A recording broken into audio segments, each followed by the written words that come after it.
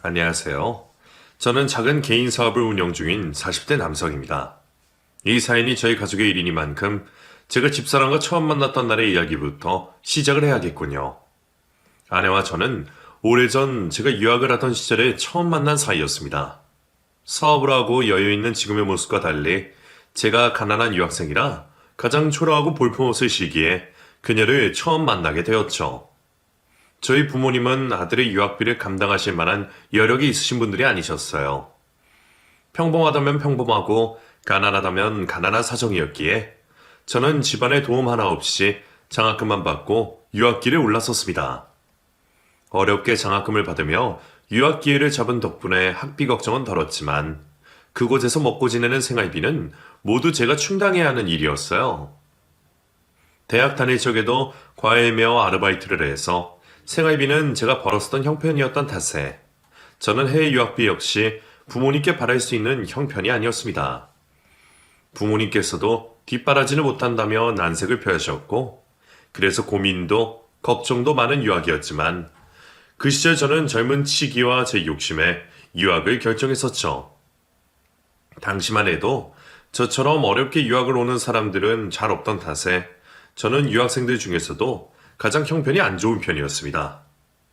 다른 친구들은 전부 부모님 도움에 생활비 걱정이 없으니 주말이면 파티며 모임이며 해외 여행경도 즐기고 다들 여유 있고 즐거운 인생들을 즐기는 듯 했습니다. 하지만 저는 그들이 즐기는 동안 한인마트에서 아르바이트를 하고 직접 생활비를 벌면서 어렵게 얻은 장학금을 놓치지 않기 위해 밤새 공부를 해야 했죠. 그러다 보니 저는 유학생들이나 다른 친구들과 어울릴 여유가 없었고 가뜩이나 외로운 타향살이에서 저는 외톨이가 될 수밖에 없었어요. 나는 멘탈이 강한 편이라 향수병 같은 건 없을 줄 알았는데 제 생각보다 이국살이는 쉽지 않았습니다. 유학 시절 저희 주식은 그 동네에서 가장 저렴한 빵 한 덩어리와 커피였고 그러다 보니 저는 잘 얻어먹지도 못하고 꾸미지도 못하고 누가 봐도 가난한 유학생 티가 줄줄 흘렀었죠. 모두들 끼리끼리 어울리는 세상이다 보니 아무리 같은 유학생 입장이라도 저와 다른 사정의 친구들은 그런 저를 가까이 하기를 꺼렸습니다. 하기야 같이 놀자고 해도 일한다고 공부해야 한다고 늘 캔슬을 놓던 저였으니 그 친구들 보기에는 제가 아웃사이더를 자처한다 생각했을지도 모르겠네요. 그래서 그런지 유학생들끼리 도움을 주고받을 적에도 저는 늘 배제되어 있었습니다. 제가 먼저 단절시킨 관계였으니 뒤늦게 불평을 한다는 건 아니지만 그럴 여력이 없었던 저로서는 조금 억울하기도 한 사정이었어요. 그때 유일하게 저를 챙기고 도와주었던 사람이 바로 제 아내, 은영이었습니다. 저보다 2살 어린 은영이는 저보다 어리면서도 늘 어른스럽고 여유가 있던 사람이었어요. 저희가 같은 학교는 아니었지만 저희는 같은 한인교회 유학생 커뮤니티에서 만난 사이였어요.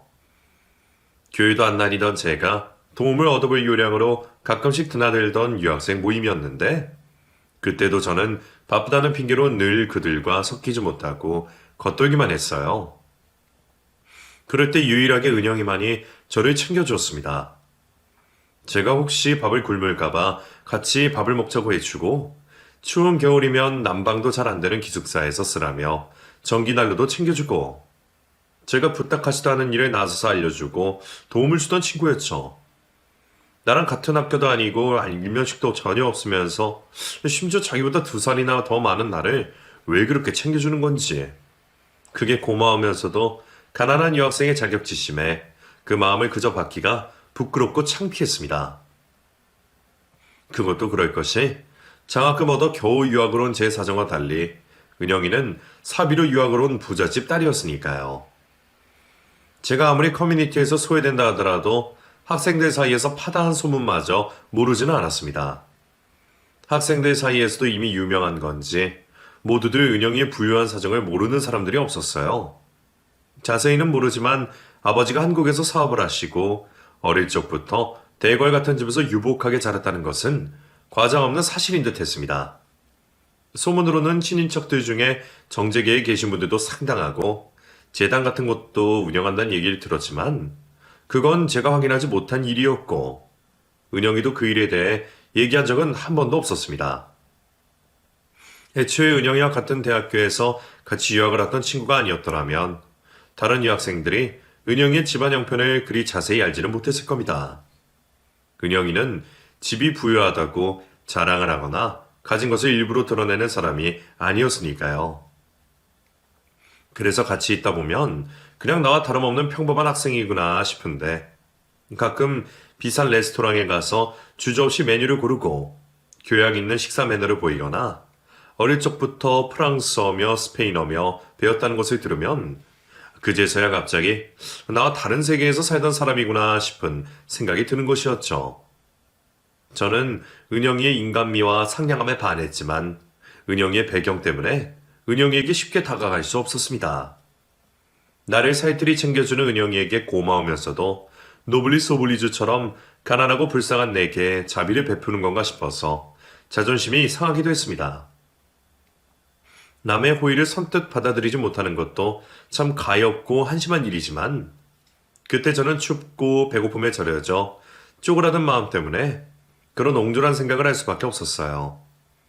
그래서 착하고 예쁜 은영이에게 반해서 좋아하는 마음을 품고 있었어도 한 번도 제 마음을 표현할 수가 없었죠. 그런데 그러던 어느 날 은영이가 감쪽같이 사라져버렸더군요. 분명 여기서 졸업장까지 따오고 갈 거라며 아직 학기가 많이 남은 것으로 알았는데 말이에요. 주변에 물어봤지만 누구도 은영이의 소식을 자세히 아는 사람이 없었습니다. 그저 갑자기 한국으로 돌아갔다는 말뿐이었죠. 말도 하지 않고 떠나버린 은영이 때문에 저는 한동안 마음고생이 많았습니다. 이루어질 수 없는 사이라고 생각했기에 그냥 지나갈 짝사랑이라고 치부했었는데 사실은 그게 아니었는지 저는 말 한마디 없이 떠난 은영이에게 서운한 마음이 들 수밖에 없었습니다. 은영이가 떠난 후 저는 더 이상 유학생 커뮤니티에도 나가지 않았고 그저 남은 학기를 무사히 마치기 위해 정신없이 바쁜 유학생활에 시달려야 했습니다. 덕분에 그곳에서 학위까지 딸 수 있었고 제 기대보다 좋은 성과를 얻으며 몇 년 뒤 한국으로 돌아가게 되었습니다. 아등바등 살았던 보람이 있는지 해외에서 지내면서 유명한 회사에서 인턴 기회도 얻어봤고 덕분에 저는 한국에 돌아오자마자 가고 싶었던 회사에 입사를 할 수 있게 되었죠.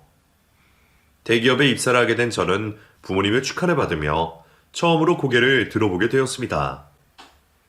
요즘 세상에 대기업 회사원이라고 앞으로 인생이 걱정이 없는 것은 아니겠지만 적어도 저희 집, 제 상황에서는 대기업 직원이라는 것이 대단한 것이었습니다. 대학 문턱도 밟아보지 못하셨던 저희 부모님에게는 좋은 회사 다니는 아들이 자랑거리였으니까요. 그런 부모님을 보며 저도 그동안 제가 열심히 살아왔다고 생각하며 조금씩 자존감을 높여가기 시작했습니다. 난생 처음 백화점 가서 옷도 사보고 비싼 밥도 사먹고 남들이 누리고 살던 것을 저도 뒤늦게 누려보는 듯 했죠. 그렇게 조금이나마 제가 자신이 생기고 여유가 있던 그때 저는 몇 년 만에 은영이를 다시 만나게 되었습니다. 회사에서 복지 차원에서 나온 공짜표를 들고 비싼 공연을 보러 갔던 날 같은 공연장에서 은영이를 만나게 되었죠. 먼 발치에서 보았는데도 단번에 알아볼 수 있었던 만큼 은영이는 참 여전했습니다. 여전히 멋있고 기품이 있고 예뻤죠. 표 한 장에 몇십만 원이나 한다는 탓에 저는 그날 공연이 제 인생 처음이었지만 은영이는 그런 곳이 일상이었을 겁니다. 그래서인지 은영이가 그곳에 있는 게 참 잘 어울린다 생각했습니다. 주변에 있는 다른 여자들처럼 화려한 차림이 아닌 아무 장식 없는 검은 원피스 차림이었는데도 그곳에서 은영이 혼자 빛이 나는 듯 했어요. 그런 은영이를 오랜만에 보게 된 저는 은영이에게 다가갈 수밖에 없었습니다. 벌써 몇 년이나 세월이 흘러던 탓에 은영이가 저를 기억하지 못할지도 모른다는 생각을 하지도 못하고 말이죠. 은영아, 이게 얼마만이야? 나 기억해? 나 진수야. 진수 오빠? 은영이 역시 이런 곳에서 저를 마주할 줄은 몰랐던 건지 당황스럽고 놀란 표정으로 저를 바라보고 있었습니다. 잠시 난처한 것 같은 표정이 얼굴을 스쳤지만 당시 반가움에 도취되어 있던 저는 그런 세세한 표정 변화는 미처 신경 쓸 수 없었고 그저 반가움에 은영이가 대꾸할 틈도 주지 않고 막무가내로 말을 붙였습니다. 나 기억하는구나. 정말 반갑다. 아유, 우리 거의 7, 8년 된 건가? 너는 여전히 예쁘고 멋지다. 너도 공연 보러 온 거야? 하긴 너는 이런 곳 자주 다닐 거라 생각했는데 나는 이런 데가 처음이라 어색하네. 오빠도 공연 보러 왔구나. 혼자 왔어? 그럼 당연히 혼자지. 아, 혹시 너는 누구 같이 온 거야? 일행이 있는데 내가 괜히 실례한 건가? 아니야. 나도 혼자 왔어. 아직 결혼도 안 했고. 그래? 그럼 혹시 괜찮으면 나랑 술 한잔 할래? 다른 의미가 있는 건 아니고 너무 오랜만이라 반가워서. 사실 내가 선약이 있어서 오늘은 좀 어려울 것 같아. 미안해. 그럼 다음에 같이 하자. 나 연락처 좀 줄래? 내가 너한테 도움받는 것도 많고 밥 한 번 사고 싶어서 그래. 은영이는 몇 년 만에 만난 제가 별로 반갑지도 않은 건지 술 약속도 거절하고 연락처를 주기도 머뭇거리는 듯 했습니다. 분명 만나는 사람은 없는 것 같은데 뭐가 마음에 걸리는지 말이에요. 예전에 저였다면 굳이 싫다는 사람을 붙잡지 않겠지만 그때는 저도 한창 자신감이 차 있을 때라 그런지 어떻게든 은영이의 연락처를 받고 싶었습니다. 예전에는 용기도 없고 볼품없는 제가 은영이 앞에 나서지 못했지만 이제는 저도 돈벌이를 하고 조금 나아진 모습에 전과는 다를 거라 생각했어요. 은영이는 적극적인 제 요구에 결국 번호를 줬죠. 은영이와 연락이 닿은 저는 매일같이 은영이에게 연락을 보냈습니다. 그때는 놓쳤지만 이제는 은영이를 절대 놓치지 않겠다고 생각했어요. 우리가 이 나이에 서로 짝이 없어 만났다는 것은 하늘이 제게 내려주신 마지막 기회가 아닐까 싶었죠. 물론 결혼은 사랑만으로 하는 것이 아니기에 언감생심, 부잣집 딸을 제가 넘볼 수 있을까 싶었지만 저는 마지막으로 제 운을 믿어보기로 했습니다. 그리고 은영이가 제 마음을 거절하지 않는 한 제게도 기회가 있을 거라 생각했죠. 은영이는 전과 다르게 적극적인 제게 놀라는 듯 했지만 그런 제가 싫지 않은지 제 마음을 받아주었고 저희는 연애를 시작하게 되었습니다. 은영이는 예쁜 얼굴만큼이나 마음도 참 여전했습니다. 연애라는 내내 늘 저를 먼저 배려하고 양보하기만 했어요. 자기도 일이 바쁠 텐데 야근에 시달리는 제가 안타깝다며 퇴근을 하고 데이트를 할 때면 늘 은영이가 제 회사 앞까지 찾아오곤 했습니다. 조금 늦더라도 제가 데리러 가겠다고 해도 은영이는 굳이 사양을 하더라고요. 한겨울에 데이트를 할 때에도 차도 없어서 뚜벅이인 저를 보고도 불평 한번 하지 않았고 비싼 선물이나 고급 레스토랑에 데려가지 못해도 저를 탓한 적이 없었죠. 은영이는 제 주머니 사정이 걱정인 건지 저와 데이트를 할 때면 늘 저렴한 음식점들만 찾곤 했습니다. 그러다가 기념일을 맞아서 기껏 비싼 식당으로 골랐다는 게 학생들도 갈 법한 패밀리 레스토랑이었죠. 은영이는 분명 자기 친구들과는 좋은 음식점 가서 비싼 요리 시키는 게 일상일 텐데도 저랑 있을 때는 큰 돈을 쓰는 법이 없었습니다. 유학 시절처럼 검소하게 다니는 것도 마찬가지였고요. 저도 어려서는 그런 은영이가 참 개념차고 착하다고 생각을 했었지만 나이를 들고 보니 혹시 은영이가 나를 과하게 배려하는 건 아닐까 싶은 생각이 들었습니다. 우리의 집안 차이 때문에 남자친구인 내 길을 죽이고 싶지 않아서 일부러 제 앞에서 더 자제하고 제 수준을 맞추는 게 아닐까 싶은 생각 말이죠. 물론 그 말을 입 밖으로 꺼내진 않았지만 은영이의 배경을 알고 있던 저로서는 당황스러운 일이었습니다. 게다가 그 당시 저는 여러모로 생각이 많았습니다. 저희도 나이가 적지 않고 이제는 은영이와 결혼을 하고 싶은데 내 수준의 결혼을 하려니 어떻게 해야 하나 한숨만 나오더라고요. 보통은 서울에서 집을 얻으려면 다들 부모님 도움을 받기 마련인데 저는 부모님께 도움을 구할 수가 없었으니까요. 그렇다고 은영이 부모님께 도움을 바라기에는 저도 자존심이 상하고 돈이 없다고 부잣집 딸을 데려다가 고생을 시킬 수도 없었죠. 그나마 대기업 다닌다며 조금 기가 살아있었던 저는 결국 우물한 개구리일 뿐이었습니다. 저는 좋은 회사 다니면 좋은 인생이 보장될 거라 생각하고 있었지만 그곳에는 저보다 훨씬 낫고 잘난 사람들이 넘쳤고 이미 저보다 출발선이 높았던 그 사람들이 생각하는 성공과 행복은 제 기준보다 한참 위의 것이었습니다. 나는 자부심을 느끼며 다니던 회사 생활이 누군가에게는 잠시 경험을 쌓기 위한 일이고 몇백만 원의 월급이 그저 불로소득을 위한 투자금일 뿐이라는 것에 저는 조금 현타를 느끼기도 했습니다. 그리고 그런 황새들을 쫓아가려다 보니 가랑이가 찢어질 것 같았죠. 사실 저도 원래부터 꿈이 회사원이었던 건 아니었습니다. 돈 때문에 대기업에 다녀야겠다는 생각을 늘상 했지만 어렸을 적에는 이것저것 하고 싶은 것도 참 많은 아이였어요. 그런 제 꿈이 좌절된 것은 전부 돈 때문이었습니다.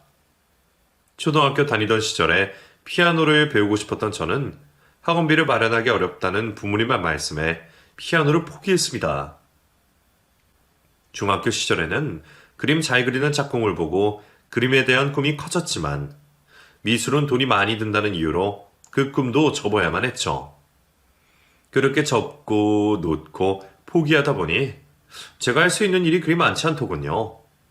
결국 회사를 다녀야겠다 싶었던 제가 그나마 욕심을 부릴 수 있었던 것이 유학이었습니다. 조금 더 노력하면 적어도 기회를 얻을 수는 있었기에 장학금을 받아 유학을 다녀와 대기업에 취업까지 했던 거였죠. 거기까지 오는 것도 제게는 어렵고 고단한 일이었는데 막상 그 안에 들어오고 나니 제가 이룬 것은 그들에게 아무것도 아닌 것만 같았습니다. 다들 투자니 창업이니 하는 얘기들을 듣고 있을 때면 나는 여기서 뭘 더 해야 하나 싶은 생각을 하게 되곤 했네요. 저도 따로 사무실을 꾸려 하고 싶은 일이 있었고 나름 계획도 있었지만 실패에 대한 자신이 없었습니다. 그래서 그냥 월급쟁이에 만족하며 살아야 한다 여기면서도 은영이에게 마음껏 해줄 수 없을 테면 저는 또 무척이나 초라해지고 마는 것이었죠. 괜히 귀한 집딸을 데려다가 고생만 시키는 건 아닐지, 이런 내 사정에 그 집에서 결혼 허락이나 해주실지, 괜한 자존심의 은영이에게는 말도 하지 못하면서 혼자 그런 고민들에 파묻혀 있었습니다. 하지만 그렇다고 해서 결혼을 언제까지 피할 수도 없었고 계속 미루다가는 은영이가 저를 떠나버리면 어쩌나 싶은 두려움이 있었어요. 그래서 저는 결국 지르듯이 은영이에게 결혼 이야기를 꺼내게 되었습니다. 다행히 은영이 역시 저와 같은 마음이었습니다. 은영이는 부모님이 저희 결혼을 반대할 일은 없을 거라며 걱정하지 말라 했죠. 그 말에 용기를 얻은 제가 당장이라도 은영이 부모님을 찾아뵙고 인사를 드리고 싶었지만 해외에 계신 사정에 그럴 수가 없었어요. 엄마 아빠가 거기가 좋으신지 계속 지내실 생각인가 봐. 중간에 한번 오빠 보러 들어오겠다고 하셨는데 일이 바쁘신지 당장은 여유가 없으시다네? 그래서 부모님은 결혼 준비도 우리끼리 알아서 하라고 그러시네. 어차피 우리 힘으로 결혼할 건데 알아서 하라고. 그리고 결혼 허락하니까 상견례도 그냥 결혼식 전에 기록하면 보자고 하시네? 그래도 결혼이 큰일이기에 미리 인사를 드리고 천천히 얘기를 나눠야 하지 않을까 싶었는데 은영이 부모님께서는 제가 그저 마음에 드시는지 결혼에 대해 큰 걱정이 없으시다며 저희에게 결혼 준비를 맡기셨습니다. 그래서 일정이 바쁘시다는 이유로 상견례도 결혼식 직전에서야 하게 되었죠. 지금은 은퇴를 하고 해외에 계시지만 그래도 평생 여유 있게 사셨던 분들이시기에 저와 저희 부모님은 걱정이 많았습니다. 그쪽에서 너무 기우는 우리 집안을 걱정하지 않으실까 했거든요. 하지만 다행히도 상견례 자리에서 처음 뵌 장인 장모님께서는 저를 무척이나 마음에 들어 하시며 저희의 결혼을 축복해 주셨습니다. 그리고 일주일 뒤 저희는 곧바로 결혼식을 올리며 드디어 부부가 되었습니다. 10년 전 은영이를 처음 봤었을 때부터 내내 꿈꾸던 일이 비로소 이루어진 것을 보며 저는 제가 마치 꿈을 꾸고 있는 듯 했습니다. 한때는 제 스스로에게 자신이 없어서 은영이가 나와는 전혀 다른 세상 사람이라 생각했던 제가 바보같이 느껴질 정도였죠. 하지만 저희 우려와 달리 은영이는 허례허식이 전혀 없는 사람이었고 장인 장모님 역시 돈을 가지고 사람을 판단하시는 분들이 아니셨습니다. 제가 대출을 끼고 아파트를 얻은 걸로도 괜찮다고 하시고 뭐든지 좋다고 하셔서 오히려 제가 걱정을 할 정도였죠. 그런 장인 장모님은 해야 할 일이 많으시다며 따님의 결혼식이 끝나자마자 출국을 하셨습니다. 저는 오랜만에 오신 김에 며칠 더 지내다가 가셨으면 했지만 두 분은 한사코 마다하시며 급히 떠나시더라고요. 그때 순간 외동딸에게 너무 무심하신 건 아닌가 싶기도 했지만 그런 집안은 나름의 사정이 있을 거라 생각하며 넘기게 되었습니다. 그리고 사실 그때 저는 다른 것에 신경을 많이 쓸 수 있는 상황이 아니었어요. 결혼 준비를 하면서 제 사업을 구상하던 중이었기에 당시 저는 어렵게 사업을 시작하느라 한시가 바쁜 상황이었거든요. 생각해보면 제가 사업을 시작하게 된 건 역시 은영이와 처가댁 덕분이었습니다. 저도 사업을 하고 싶다는 욕심은 있었지만 혹시나 망하게 되면 뒷받침해줄 수 있는 배경이 없었기에 저는 늘 생각만 하고 망설이고 있었어요. 결혼을 결심하면서 은영이에게 더 많은 것을 해주고 싶은 마음에 사업을 꾸려 돈을 더 벌고 싶었지만 실패에 대한 두려움에 월급쟁이 신세에서 벗어날 수 없었습니다. 그때 은영이가 저를 믿어주었어요. 제가 능력이 있다며 걱정 말라며 저를 지지해 주었고 저는 은영이 덕분에 사업을 준비하게 되었습니다. 이러다가 망하면 어떻게 될까 너무 걱정이야. 오빠, 잘하고 있는데 뭐가 걱정이야. 가끔 보면 오빠는 충분히 능력이 있는데 너무 걱정만 많은 것 같아. 나는 한번 실패하면 다시 일어서기가 힘드니까 어쩔 수 없지. 그래도 이제는 조금 다르긴 하겠네. 내가 망하더라도 장인어른이 그냥 두고 보진 않으실 거 아니야? 힘들 때 장인어른이 도와주실 수 있겠지? 그건 그렇지. 그래도 어쨌든 오빠가 열심히 하니까 망하진 않을 거야. 나도 옆에서 오빠 열심히 도울게. 힘들면 친정에서 도와주실 거라며 용기를 주는 아내 덕분에 저는 과감히 사업을 벌였습니다. 다행히 걱정과 달리 제 사업은 시작부터 잘 풀려가고 있었어요.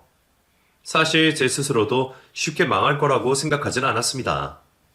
한순간 치기로 결정했던 일이 아니었고 아주 오래전부터 구상하고 계획했던 사업이었기 때문에 어찌 보면 그 사업을 준비하는 데만 몇 년이 걸린 일이었었죠. 몇 년의 상상만 해보던 일이 실현이 되어서 그런지 저는 그 어느 때보다 열정적일 수밖에 없었어요. 거기다가 이제는 든든한 처가 덕분에 실패에 대한 위험 부담이 적어서 그런지 저는 등에 날개를 다는 듯 더 높이 비상에 갈 수 있었습니다. 그래서 1년 만에 금방 자리를 잡고 사무실까지 늘리게 되었죠. 제가 사업에 열심을 다하는 동안 아내는 그런 제 곁에서 저를 내조해 주었습니다. 결혼을 하면서 하던 일도 그만두고 제 사업을 도와준 아내 덕분에 제가 단기간에 성과를 낼 수 있었던 게 아닐까 싶었죠. 확실히 여유 있는 집에서 자라서 어릴 적부터 보고 배운 게 달라서 그런지 아내는 저와 달리 식견이 넓고 센스가 있는 사람이었습니다. 자칫 잘못하다가 촌스러워질 수 있는 부분들을 세심하게 신경 써주는 아내 덕분에 좋은 피드백을 받아 퀄리티를 더 높일 수가 있었죠. 비슷한 제품들을 팔더라도 한 끗 차이이기에 그런 부분에서 아내가 정말 많은 도움이 되었습니다. 어찌 보면 아내 때문에 시작했던 제 사업이 아내 덕에 굴러가고 있었던 거죠. 그런 아내에게 고마운 만큼 저도 아내에게 많은 신경을 써주고 싶었지만 사업을 한다고 바쁘다는 핑계로 아내에게 많은 신경을 쓰지 못하다가 그나마 자리를 잡아가면서 조금씩 아내의 주변을 살피게 되었네요. 그러자 그동안 미처 깊이 생각하지 못했던 것들이 조금씩 신경이 쓰이기 시작했어요. 그때는 저희가 결혼한 지 2년이 넘은 시점이었는데 저는 결혼하고 나서 장인 장모님을 그 2년간 뵙지 못했습니다. 저희야 여유가 없어서 해외로 가지 못하지만 그쪽에서도 바쁘신지 한국에 들어오지 않으시더라고요. 그래서 결혼 이후로 매번 명절이며 생신 때에도 아내가 따로 전화로만 연락을 드렸고 저는 장인 장모님과는 거의 남처럼 지내는 사이였습니다.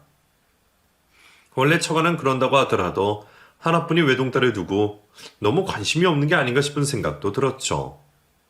아내는 원래 가풍이 다들 무심하다며 대수롭지 않게 말했었고, 저는 그 말을 이해하려 했었습니다. 그런데 시간이 흐를수록 아무리 생각해도 이상하다 싶더군요. 유독 가족 얘기가 나오면 말을 아끼는 아내의 태도도 그렇고, 유학 시절에는 늘 사람들 사이에 둘러싸여서 친구도 많고 밝았던 아내가 결혼 후에는 모임 한 번 나가지 않는 게 이상하다 싶었습니다. 은영아, 근데 너 결혼하고 친구들 만난 적 있어? 생각해보니까 네가 혼자 어딜 나간 적이 없는 것 같네.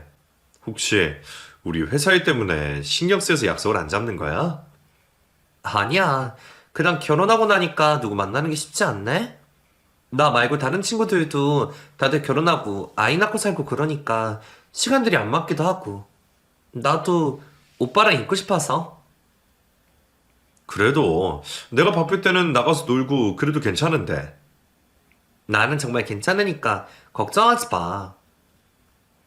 저희가 오래전부터 알고 지냈던 것에 비하면 저는 은영이의 주변인들에 대해 아는 게 별로 없었습니다. 저의 유학 시절 그 친구들과는 별로 친하지도 않았으니 진작에 연락이 끊겼지만, 은영이는 다들 잘 지냈는데도 불구하고 결혼식 때에 그 친구들을 부르지 않았더라고요.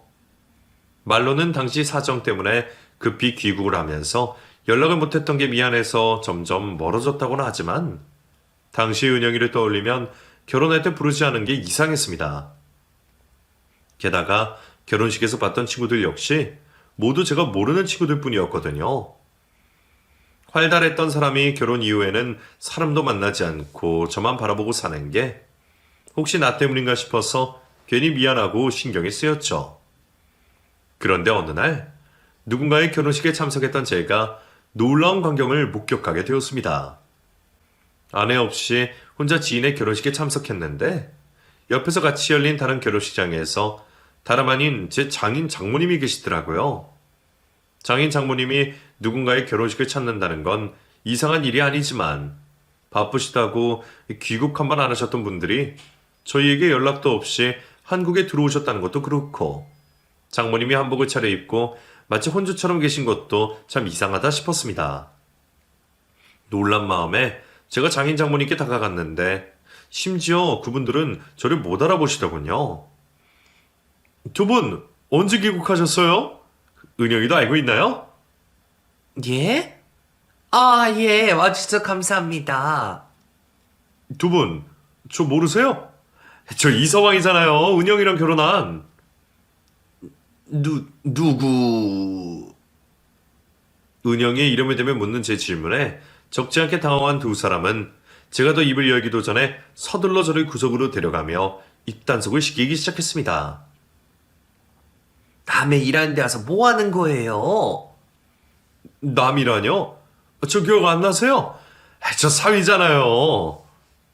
그런 제게 두 사람은 기막힌 사실을 알려주었습니다.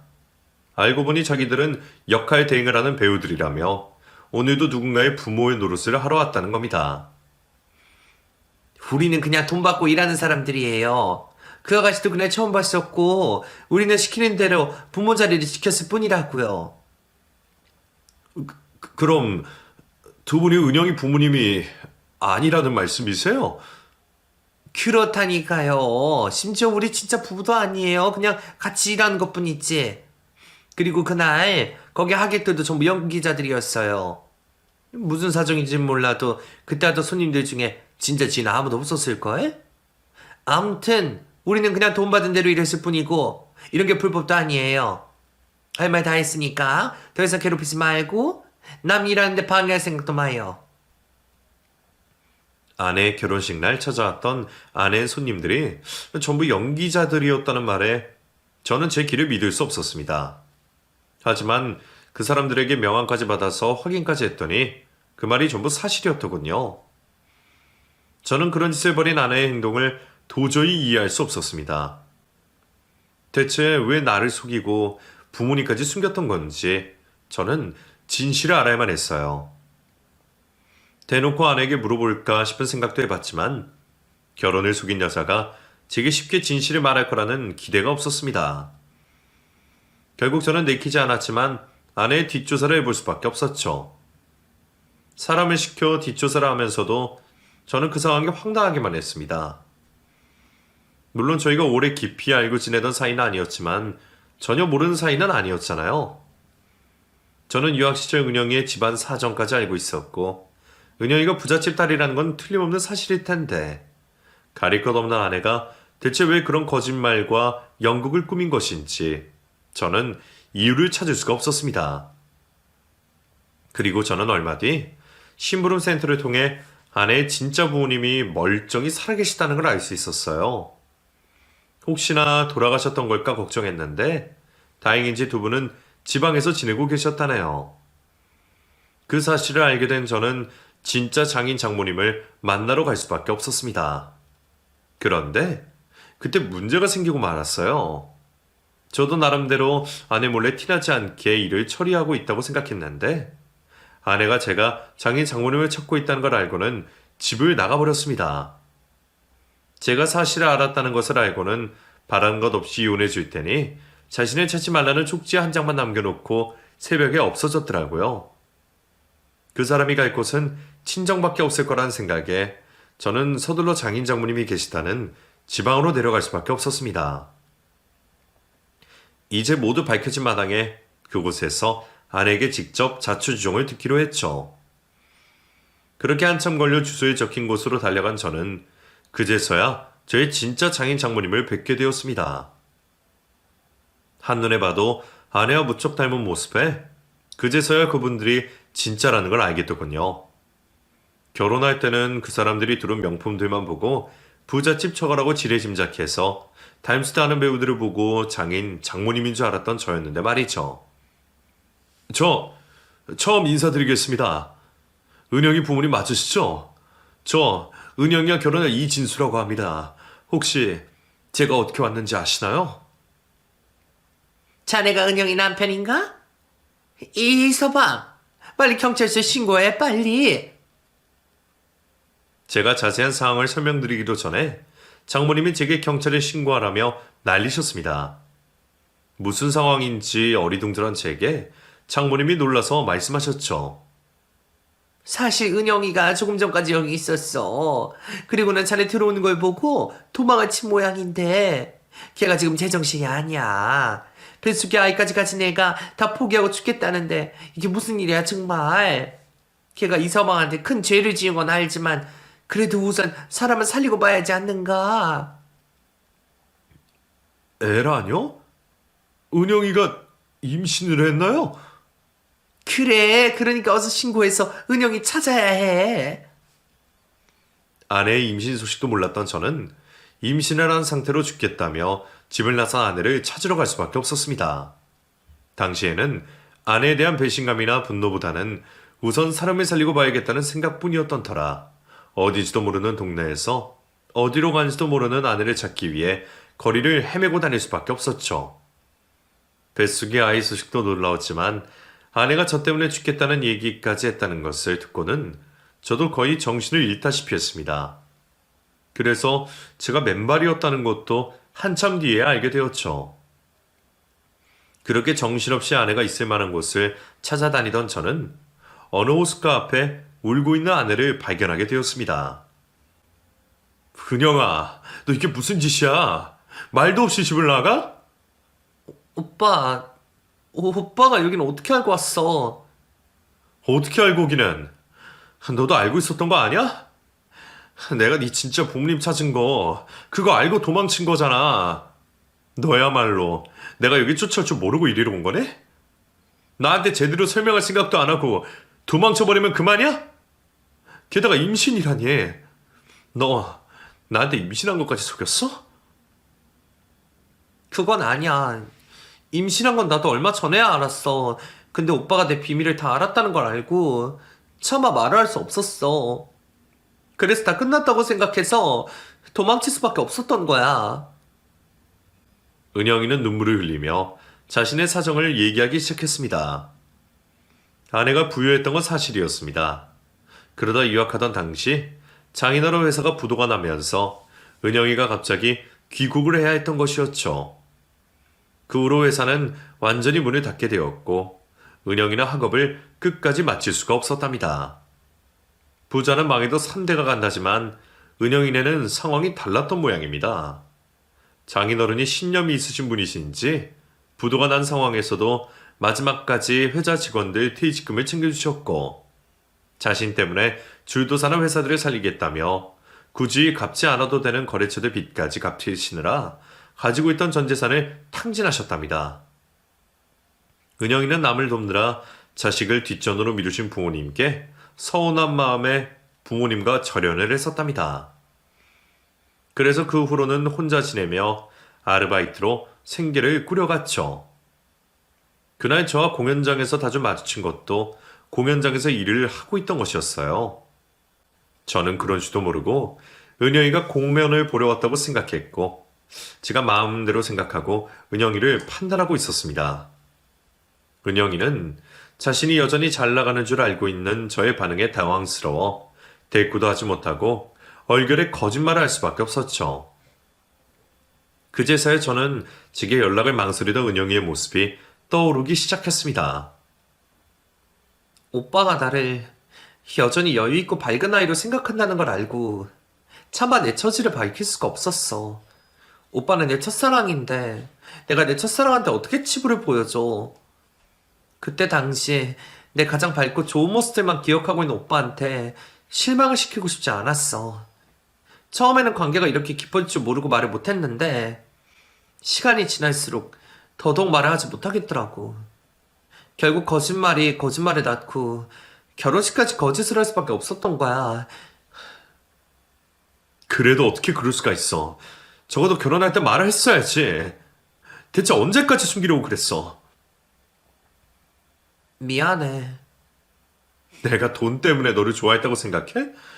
그랬으면 처음 봤을 때부터 고백했겠지. 나는 오히려 집안 차이 때문에 너한테 다가갈 수가 없었어. 부잣집 처가에서 혹시 나를 반대할까 싶어서 결혼 얘기도 쉽게 못 꺼냈어. 근데 너는 내 속도 모르고 내 앞에서 부모님까지 속이고 결혼식장에 직장까지 다 거짓말을 했잖아. 차라리 나한테 솔직하게 말해줬으면 내가 이런 배신감을 느낄 필요는 없잖아. 제 화는 쉽게 가라앉지 않았습니다. 나를 얼마나 모자란 놈으로 봤으면 내가 돈 때문에 자기를 좋아한 거라고 생각을 했을까 싶더라고요. 나를 속이고 기만했다는 생각에 너무나 화가 났던 저는 아내에게 소리를 지를 수밖에 없었습니다.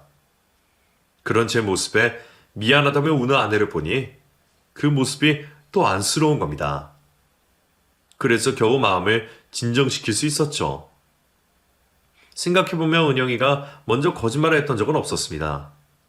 자기 상황을 밝히지 못했을 뿐 은영이가 부잣집 딸에 여유가 있다고 생각했던 건 제 자신이었어요.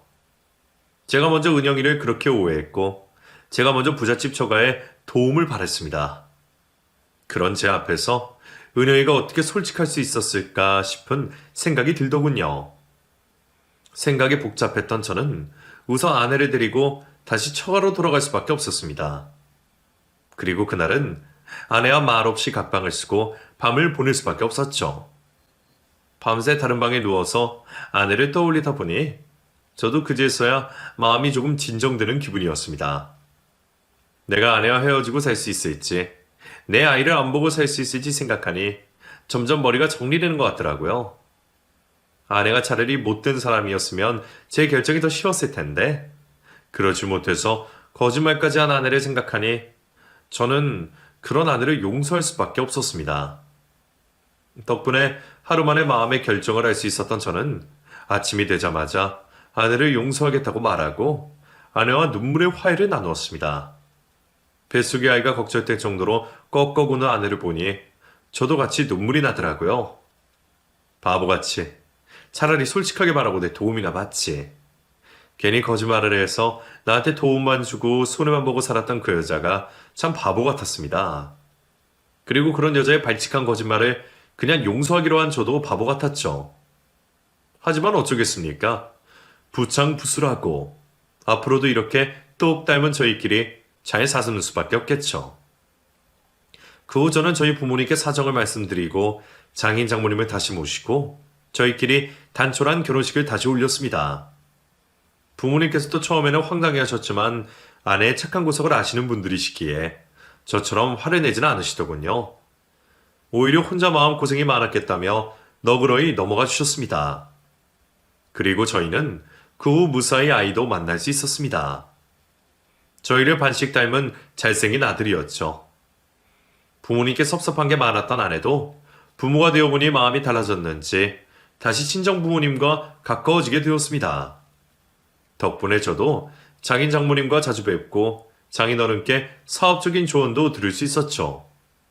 그렇게 지금 저는 아무 걱정 없이 누구보다 안정적인 인생을 보내고 있습니다. 아이는 어느새 자라서 어린이집에 다니고 있고 지금은 양가 부모님들과 자주 뵈면서 어른들도 잘 모시고 있어요. 그날 이후 아내는 제게 사소한 거짓말도 하지 않았습니다. 한번 무너진 믿음을 다시 쌓는다는 게 쉬운 일은 아니지만 저희는 서로를 이해하고 믿으며 부부간의 믿음을 다시 쌓고 있죠. 앞으로도 저희 부부 사이에 믿음이 무너지는 일이 없기 위해 계속 노력할 겁니다. 감사합니다.